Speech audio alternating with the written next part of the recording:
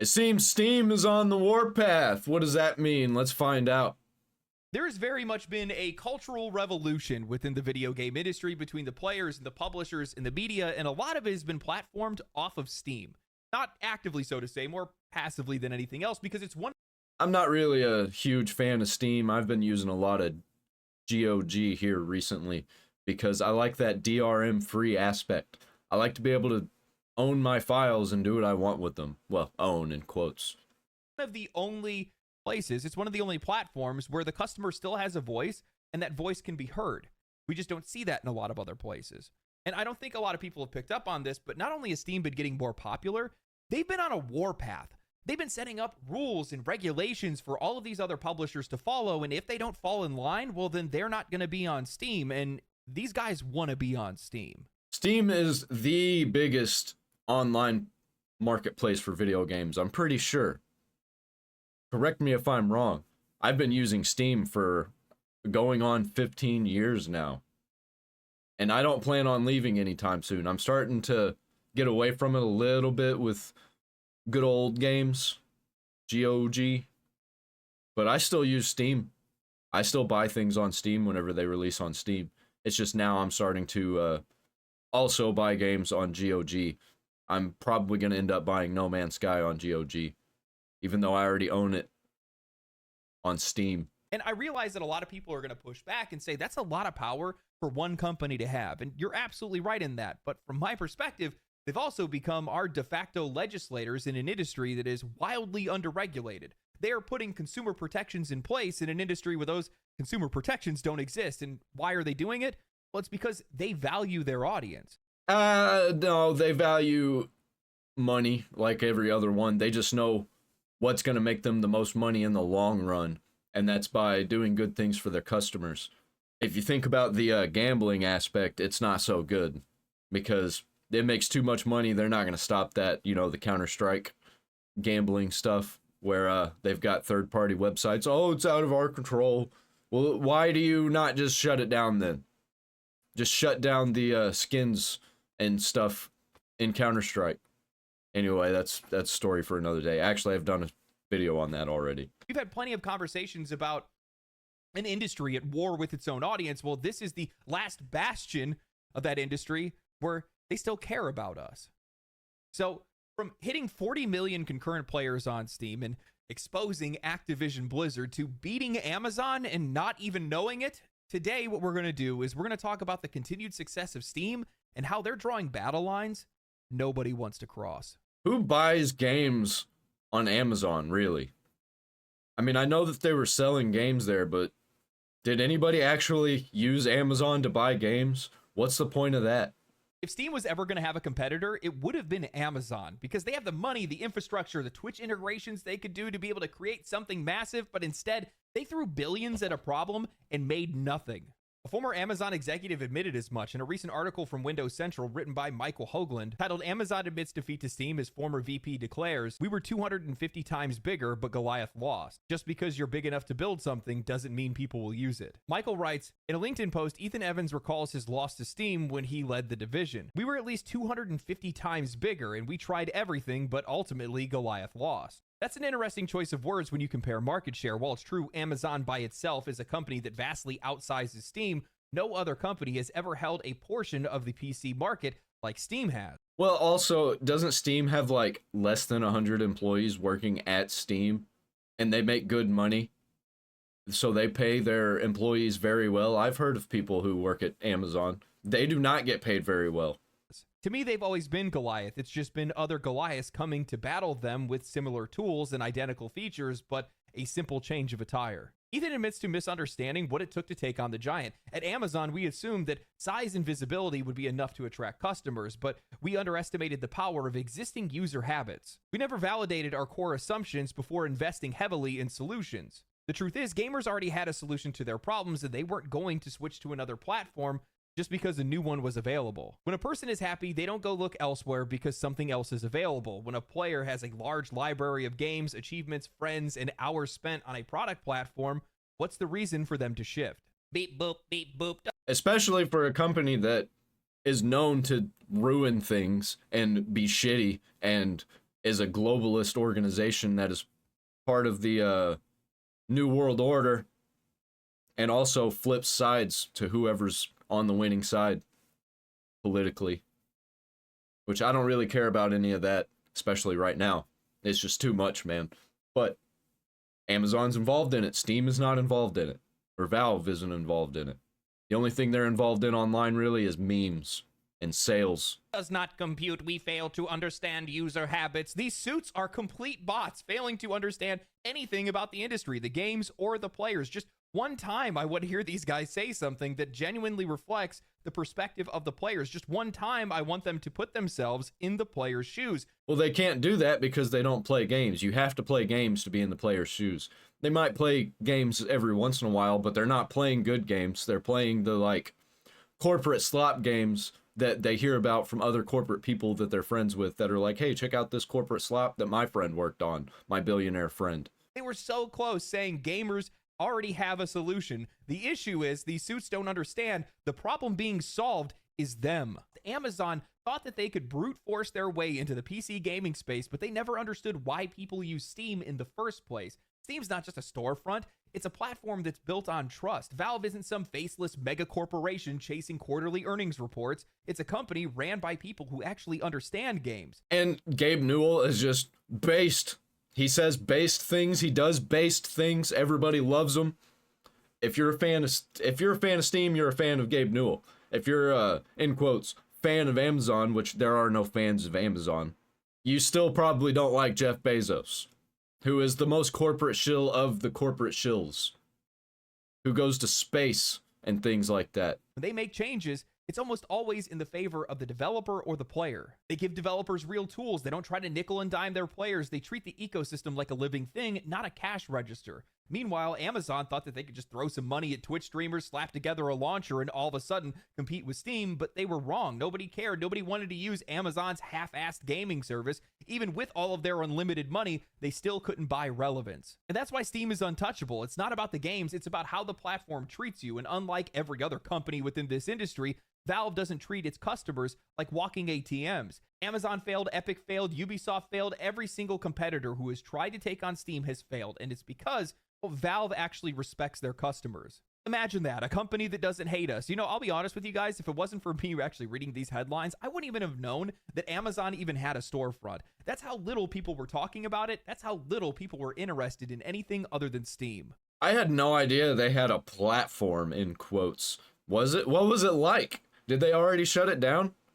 I never heard of this. This is news to me. And Steam's success isn't going to be stopping anytime soon because it's part of a much bigger shift in this industry. PC gaming is growing faster than ever, and the data proves it. As reported by IGN in an article titled Steam Tops 40 Million Concurrent Players for the First Time as We All Jump In to Play Monster Hunter Wilds, Vicky Blake reports Steam, the most popular digital game distributor for PC players, has once again broke its own concurrent user record, breaching 40 million concurrent players for the first time. Over the weekend, which just so happened to coincide with Monster Hunter Wilds launch on Friday, February 28th, Steam logged 40,270,997 simultaneous players, breaking its previous record of 39.9 million players set in February 2025. And looking at the gaming space of what's coming out in the near future, I think this record's going to get broken again this year. There's a lot of good games coming out. In fact, according to SteamDB, Steam's concurrent record, seen by some as a way of measuring the success of Valve's digital platform, has been broken almost every single month since May 2024, with the concurrent peak rising from 35.5 million players to 40.2 million in just 6 months. This makes me worried a little bit that they're getting too big and that the government's going to start cracking down on them on things that don't need to be cracked down on because they want to take it over, because that's just too many people that they can get their grubby little fingers on and manipulate the platform the way they want. I can see it happening like they do with every other social media website and app.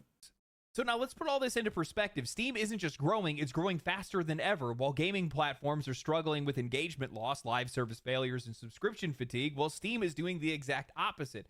Every single month, their records keep breaking. Every year, their foothold in the industry gets stronger, and that's because PC gaming isn't slowing down, it's accelerating. Consoles used to be the convenient option. Plug it in, press start, and play, but that illusion has started to crack. Next-gen console hardware launched with big promises, but what did the players actually get? 30 FPS modes, aggressive upscaling, missing features, and all the while, these platforms have done little to improve the customer experience. I mean, we have people that are buying the hardware outright, subscribing to play online using the internet they already own, and they're being filtered into a limited ecosystem of games where their reviews mean nothing. They're being bombarded with ads on their dashboard, and they're locked out of basic features. What exactly are these people playing for? The only ads that I see on Steam are ads for other games, especially indie games. I see a lot of ads for indie games on Steam, and I love that. I love that it's just ads from inside the ecosystem of Steam. And other platforms are going to show you like, hey, what did you know that your washer doesn't have AI in it? Well, maybe it should have AI in it. Did you know that fridges have touch screens now? How about a toaster with a touch screen? Have you heard of BetterHelp? Of course they're going to start going to PC. And then we have streaming culture because more players aren't just playing games anymore. They're creating content. They're streaming on Twitch, editing clips for YouTube, and engaging with gaming in ways that, well, consoles just simply weren't built for. The Steam Deck has made a huge difference as well. This is one of the smartest things that Valve has ever done because it's not just a handheld PC, it's a bridge. And everybody is trying to compete with it now. Even though it's not really doing crazy good, doing way better than I expected. I thought it was going to fail outright, but what do they got, like 4 million users or 4 million units sold, something like that? And it runs Linux. That's what I really love about it. I am a Linux user. I've been using Linux for over a decade. Highly recommend over Windows, by the way.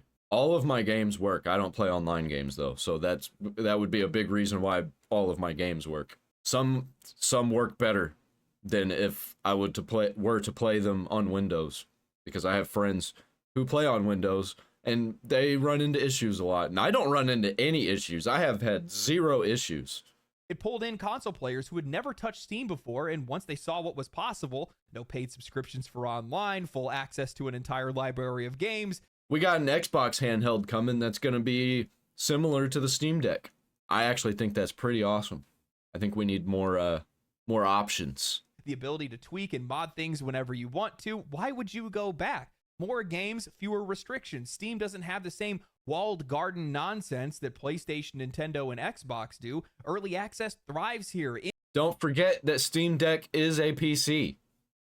It is a handheld PC, so also Windows. It's better than Windows. Indie games have a real shot at success. Modding is alive and well, and Valve isn't strong-arming developers into exclusivity deals and trying to push a storefront that nobody wants. But arguably the biggest catalyst for Steam's recent success is actually the launch of Steam China back in 2021. While initially the adoption rate was pretty slow, we've seen with the launch of Black Myth Wukong and more recently Monster Hunter Wilds just how much of an impact that can have. I myself am welcoming my Chinese brethren into the fold because these guys do not put up with poor optimization. Did you guys know that most of the negative reviews on Monster Hunter Wilds were written in simplified Chinese? Steam now has access to one of the biggest consumer markets in the entire world with a population of 1.4 billion people. That's going to have an effect. The numbers don't lie. PC gaming isn't just growing, it's pulling in players away from consoles, and Steam is leading the charge. Not because they're trying to force anybody's hand, but because at the end of the day, they don't need to. When given a choice, players choose Steam, and that says everything. And everybody's starting to see it. Especially Xbox. I think PlayStation needs to get on board here pretty soon. They need to make a new PSP. I would buy a new PSP, especially if it looks like a bigger version of the old PSP. Hell, I'd even buy a regular version of a PSP, but modernized. That'd be really cool, man. Hey, Sony, you should definitely do that. And Steam's only going to get bigger, especially because of Steam China, because we've already seen that month after month, we're going to see more and more of these Chinese games release. And we saw the effect of Black Myth Wukong and how many players that brought into the ecosystem. And with some of these Chinese games that are going to be coming out, they're going to get national support. And that's going to act like a bullhorn that's going to bring in more Western players that are going to be attracted to that game and how popular it is. That's how this thing continues to work. And other than GOG, see, I mentioned GOG, praise me in the comments. Woo, let's go, GOG. I don't see any reason for me to use any other platform that's out there because none of them are as consumer friendly and as convenient as Steam is. Sure, I realize that that's monopolistic, but I really like it when a monopoly works for me. And that's exactly what Steam does. Steam works for me. at a glance, I can see everything that I want to about a game. I disagree with Steam being a monopoly. The reason that Steam is so big and is, in quotes, a monopoly is because every other platform is garbage and owned by these insane billionaires that just want to get into your pockets. And Steam wants to get into your pockets, but they're going to give you good stuff in return. I can see how many people are playing it. I can see what people are saying about it. I can see screenshots or the trailers or people streaming it. They have streams right on Steam. I can see what content's included in the version I want to buy. Maybe it's included in a bundle, or maybe it's on sale. It'll put up in big, bold, yellow text whether or not it has any type of third-party software like DRM or whatever else it might be. If I don't like it, within 2 hours, I can return it, no questions asked, and you just do not have those things on any other platform. Not a single one of them. It makes no sense to me how any of these companies would try to compete with Steam if they will not compete on their terms. If you are not trying to iterate on the things that make Steam successful, the reason why people go to Steam in the first place, then why are you even trying? All you're doing is wasting time and money, because every single month that you're not doing what they do, well, players are buying more games on Steam, they're becoming more invested on that platform, and it's getting even more popular. The reason why everybody loves GOG, even though it's not as popular as Steam, is because they're not a giant corporation, for one. And another, there's an actual reason people love GOG, because they are preserving these old games that everybody keeps shutting down and removing from storefronts. They have the Preservation Project, which I highly recommend everybody check out. They're saving all kinds of stuff over there, man. There's a few games that I really want on it. And you won't stand a chance. But I think that's the critical issue. It's not that they don't understand why Steam works or why Steam is popular. It's that they hate that it does. Because they hate how user-friendly it is. They hate how much control and how much transparency it has. And that's why I'm worried about it, because there's going to be some people that are going to try and get in. What if the government comes in and forces everybody out, including Gabe Newell? I'm always worried about that. And Steam just becomes more popular and more popular every day. Eventually, it's going to happen. They had how much control the players have, how much choice the players have. And they really don't like the fact that they have to operate on Steam's terms instead of their own. Steam isn't just a storefront, it's an industry watchdog, and that becomes more obvious every year. Activision Blizzard recently tried to sneak in AI-generated art into Call of Duty without telling anyone, letting players assume that they were paying for real handcrafted content, until Steam's latest policy forced them to come clean. As of 2025, Steam requires full transparency. If a game contains AI-generated content, it has to be disclosed up front. AI itself isn't necessarily the issue. I don't think that players are necessarily against it, but I think that players are against paying more for less. AI should, in theory, lower costs and improve efficiency, yet somehow publishers are using it to cut corners while still charging premium prices. And also, the games are still costing hundreds of millions of dollars. Explain that one to me. I have an explanation. Money laundering! They're spending money on things that don't need their money to be spent on. And saying that, this is going toward this thing, we gotta pay for this DEI stuff, $100 million. Where's that money going? They're buying a bunch of useless shit that has nothing to do with the game and saying that it's important. That's what players hate. Not that AI exists, but that it's being used to shortcut and pump out lazy, overpriced content. And if Steam hadn't stepped in, publishers would have kept pretending like it wasn't happening at all. And this isn't the first time that Valve has forced publishers to play fair. In 2024, EA openly discussed adding in-game advertisements, one of the most profitable ways to be able to nickel and dime your customers at the expense of their experience, but Steam shut it down immediately. They banned forced advertisements in games just like that. While other companies may see gaming as another passive entertainment platform to monetize like streaming services, Valve made it clear players should not have to sit through a commercial break to play a game that they paid for. No wonder Sony's been so hesitant to move to Steam. I'm sure they'd love to cash in on that ad patent they've been sitting on.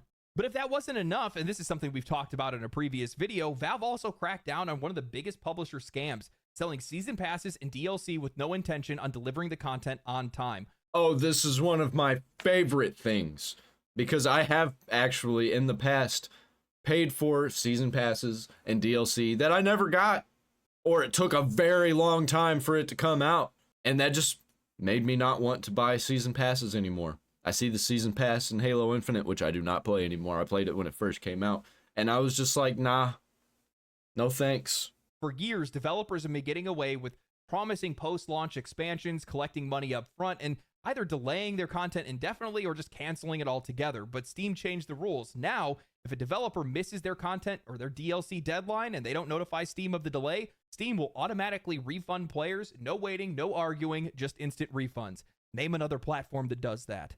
You can't. Also, the refund policy on Steam in general is crazy. It is insane how they're even allowed to do this. Well, I say allowed. How they allow themselves, you got 2 hours of playtime and you can refund it. No questions asked. And it's not even 2 hours, though. It's longer than that in a lot of cases. I've played games for 6 hours and then refunded it. Civilization 6. But what really pisses off these publishers about Steam isn't their policies, it's their transparency. Valve actually gives the players the information they need before making a purchase. And that's a serious threat to an industry that's built on hype, artificial scarcity, and manufactured popularity.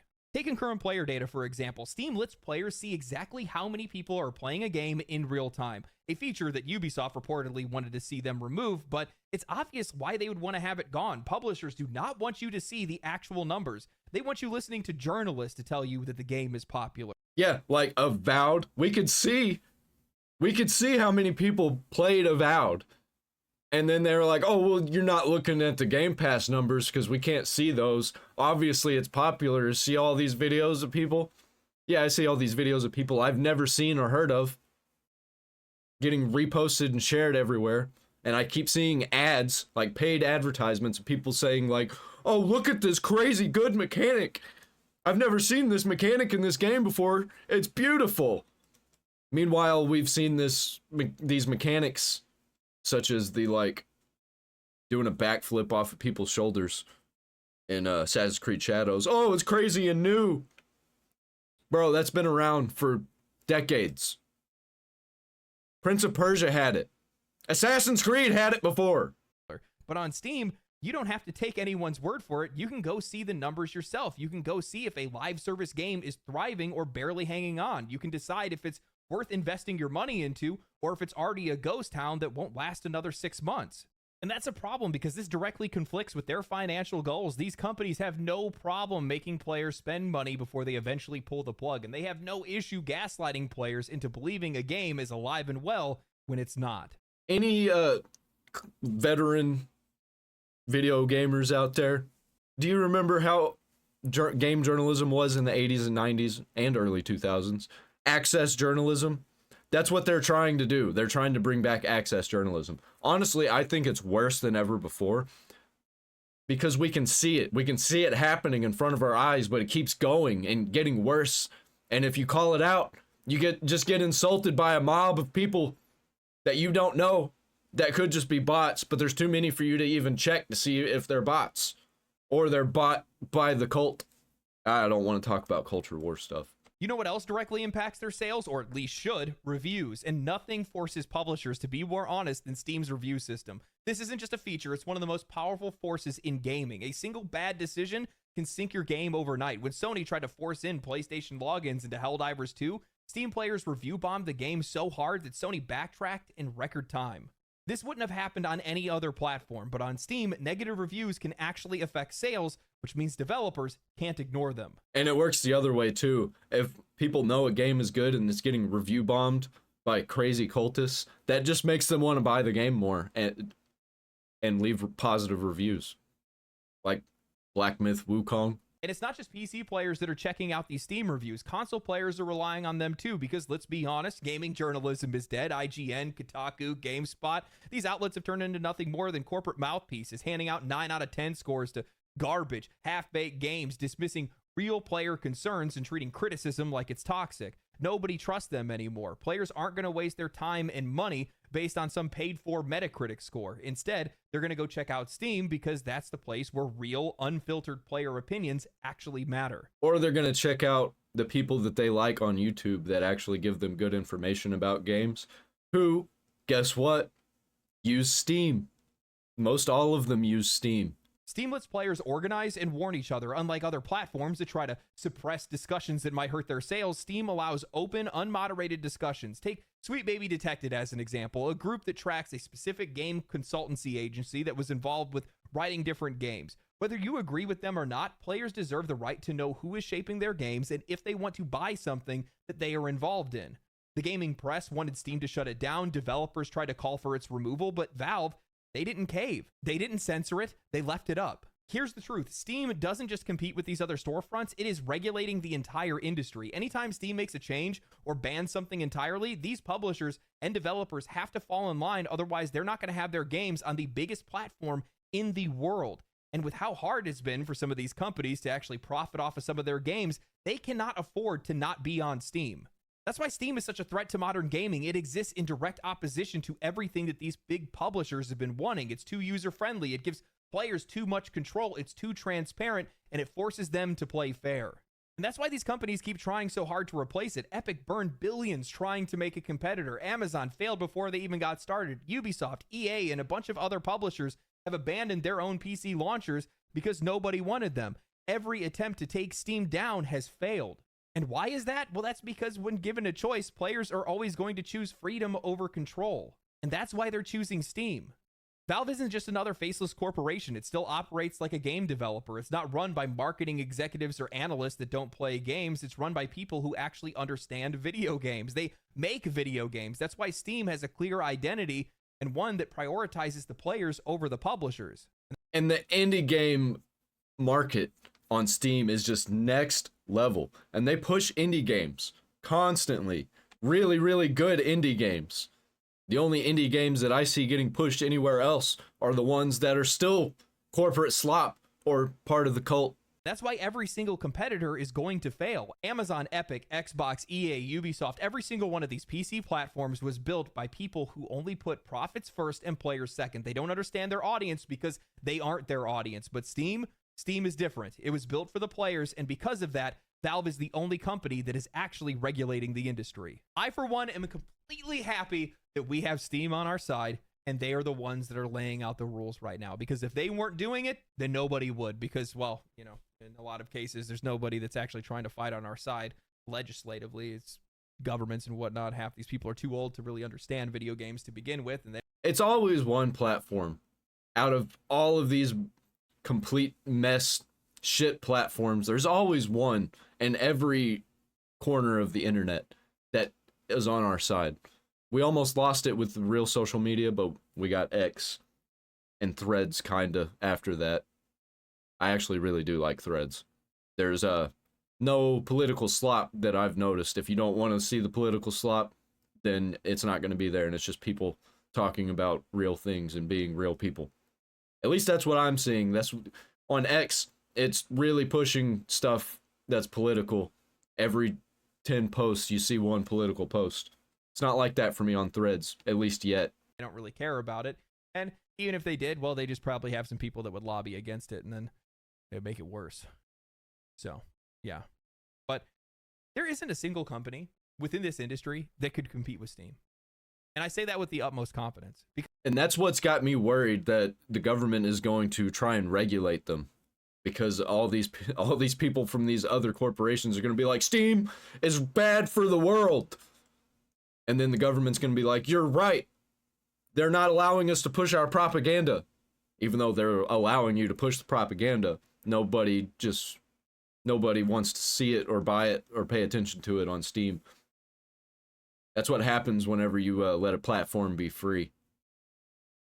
All the political slop and propaganda and cult nonsense gets pushed to the bottom because nobody actually wants any of that. Where on other platforms, they push that stuff to the top and really want you to buy it. Because you have a company that, one, isn't publicly traded, so they're not being influenced by investors or trying to make money for other people. They're just trying to make money for themselves. And on top of that, these guys make more money per employee than Apple and Google. They're making more than enough money that they don't even care. And the only way for them to make more money, at least from their perspective, is just to invite more players in and then protect that audience, protect those customers, because that's the way that they stay.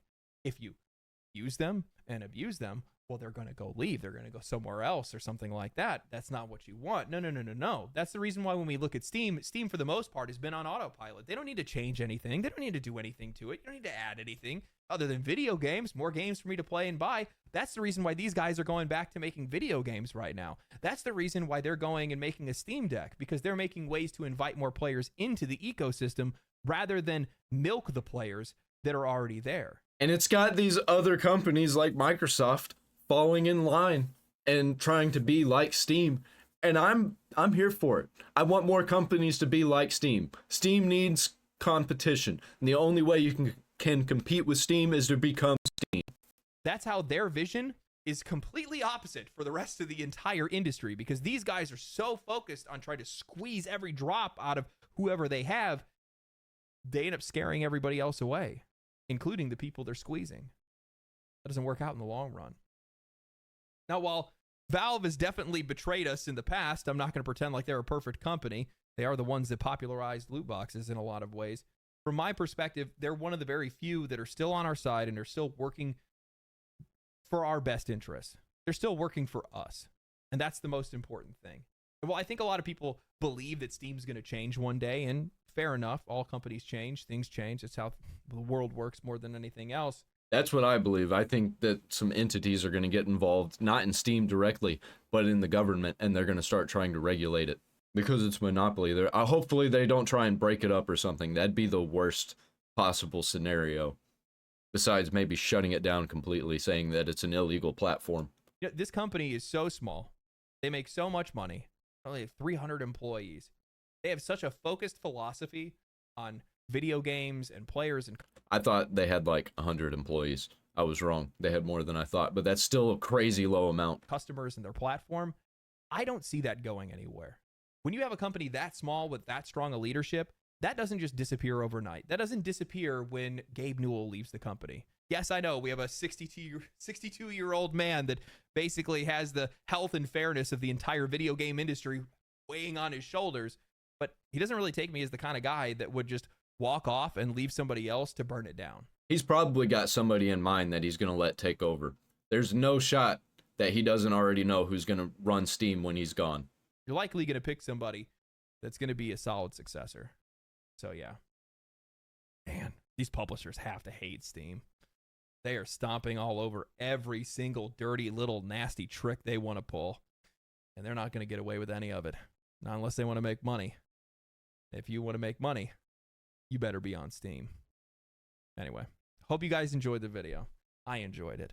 Thank you guys for watching. Share the video. Subscribe to the channel. Follow me on Twitch. Like the video. Comment on the video. Follow me on Twitter. If you don't like Steam or GOG as a publisher, well, guess I'm not buying your game. I'm probably never going to buy a game that isn't on Steam and or GOG for the rest of my life, unless some other platform comes up that I know is going to be lifelong in my best interest.